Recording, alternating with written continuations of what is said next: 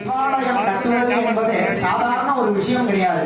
மாணிக்கவாசக பெருமான் சொல்ற மாதிரி அவன் அருளாலே அவன் தாள் வணங்கியே, சுவாமியோட அருள் இருந்தாதான் அந்த விஷயங்கள்லாம் நடக்கும்.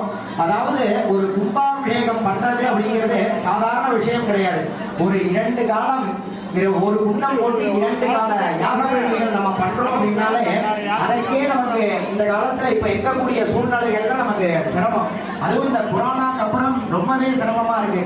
ஆனா நம்ம கிராமத்துல 6 கால பூஜைகள், சிவனுக்கு 5 குண்டம், அம்பாளுக்கு 5 குண்டம், பரிவாரங்களுக்கு 11 யாகசாலைகள் அமைத்திருக்காங்க.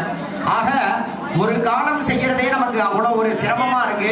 6 கால பூஜைகள் நம்ம இங்க நடத்தியிருக்கோம். அப்ப எம்பெருமான் நமக்கு எவ்வளவு தூரம் நமக்கு கருணாமூர்த்தியா இங்க இருக்காருங்கிறத நம்ம மனசுல நினைக்கணும். ஏன்னா சுவாமியோட இருந்தாதான் அந்த பூஜைகள்லாம் நம்மளால நல்லபடியா நடக்க முடியும். முதல் காலத்துல சொன்ன மாதிரிதான் ஸ்ரத்தாயத்து எத்தாரியம் தற்காரியம் நிஷ்கலம் பவேது.